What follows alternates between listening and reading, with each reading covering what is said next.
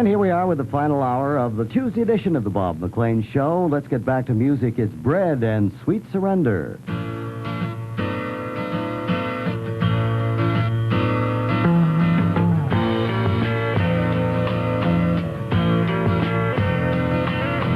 Baby, I'm through running, it's true. I'd be a fool to try to escape.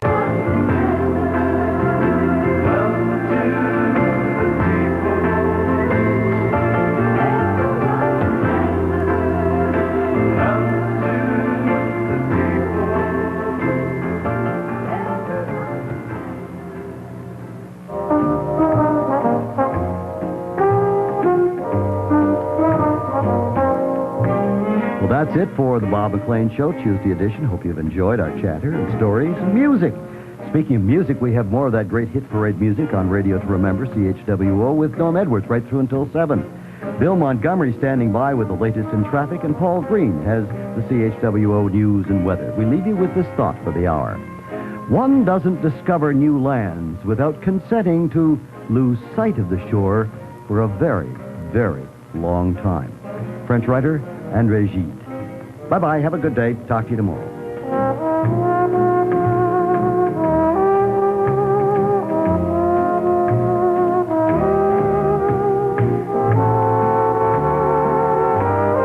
To meet the morning rain. Well, in the morning rain. Oh, my lady.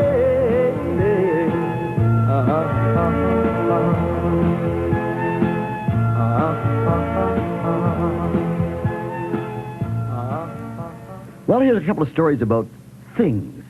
Gillette is all in the lather over a competitor's product. The company has sued rival American Safety Razor, charging the company's Tri-Flex, that's F-L-E-X-X-X-X, three-bladed razor, infringes on Gillette's patent for the Mach 2, that's Mach 3 razor, and uses deceptive advertising. Gillette claims Tri-Flex XXX, a cheaper triple-blade razor, copied elements of Mach 3's distinctive packaging. It also accuses Tri-Flex XXX of infringing on several of its razor patents and running misleading advertising. I like my Mach 3. I haven't tried a Flex XXX.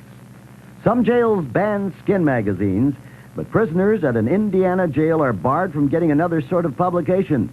But they won't be able to read about the new policy in the newspaper because it's the papers that are banned. Warden Joe Whiteup says the newspaper embargo isn't a First Amendment issue, but a garbage one. He says all the newspapers are creating a great big mess. Everyone that she met, bit of green, they called her, waiting in the sun, waiting for someone to take her home. Bit of green, they called her, walking in the sun, loving everyone that she met. Bit of green.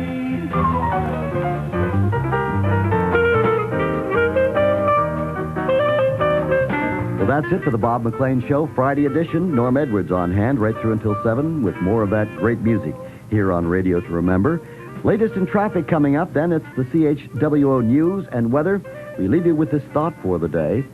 I want to explain my mistakes. This means I do only the things I completely understand.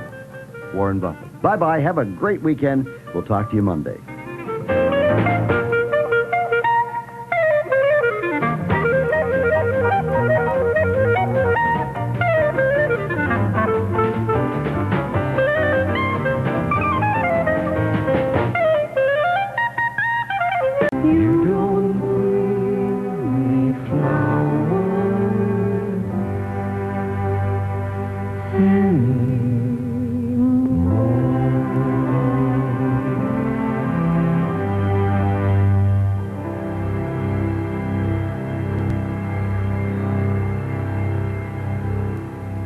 How'd you like to go to Florida for the winter and curl all winter?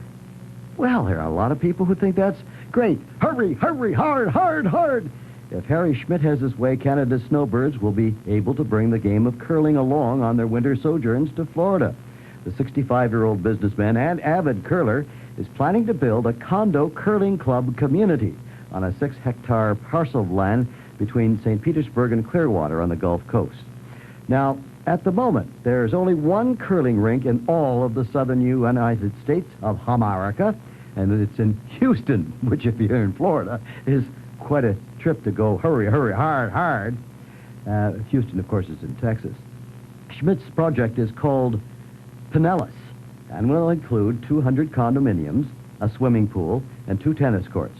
The rink will contain a lounge, dining room, and sports bar for satellite pickup of curling, hockey, and news broadcasts. All the residents will be curlers, Schmidt says.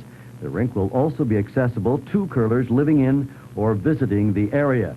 John McCrae, director of the Ontario Curling Association, the umbrella group for 213 clubs in the province, says it's a great idea. We have a lot of people right now that may curl for a couple of months, then head south, or head south and then come back and curl. Now, what do you think about that? Silence. All right, let's get back to music. And this time it's Tony Bennett. And who can I turn to? Well, it's an outward turn or an inward turn, maybe. Here you go, Tony. Who can I turn to? You will be his. You will be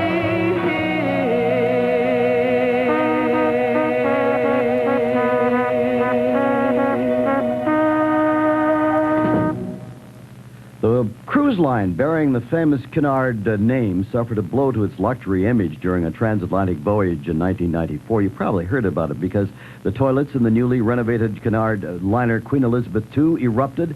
Well, that embarrassment, which cost Cunard $13 million U.S. to settle the claims of angry passengers, was typical of management problems that bedeviled the line until last year, when Cunard was acquired for $500 million U.S.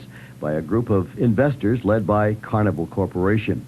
Now, Miami-based Carnival, the world's largest cruise ship operator, is subjecting the 158-year-old Cunard brand to an image overhaul. Listen to this. In a $12.5 million ad campaign that begins later this month, Carnival is trying to recapture the romantic part of cruise line travel, a time when, as one ad puts it, the gentlemen on the Queen Mary dressed for dinner, and passengers wore T-shirts under their clothing. The ads, which carry the motto, "Advancing Civilization Since 1840, are reminiscent of bygone eras, where civility and manners were traits of ladies and gentlemen, and Cunard was the only way to cross the Atlantic Ocean." It's a pity the Cunard campaign, which sent ad researchers scrambling to the Cunard archives at the University of Liverpool, doesn't play up the heroics of Samuel Cunard, the line's Halifax-born founder. Mr. Cunard, the self-taught son of a dockyard carpenter, pioneered safe passenger travel on the Atlantic in the 1830s, when sailings were characterized by unscheduled departures and arrivals and the loss of many poorly maintained ships and attendant loss of life. A Canadian, Cunard, but of course it's an American company now. Here we have more music by Crosby, Stills, and Nash, and just a song before I go.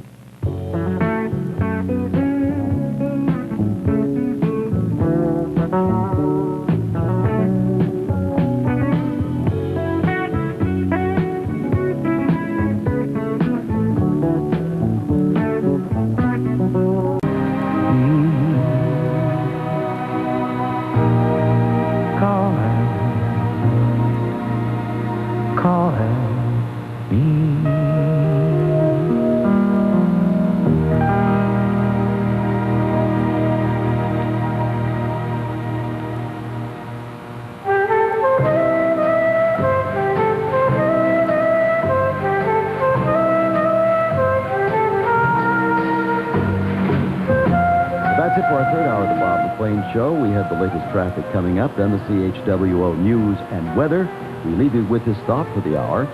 Wall Street is the only place that people ride to work in a Rolls Royce to get advice from those who take the subway.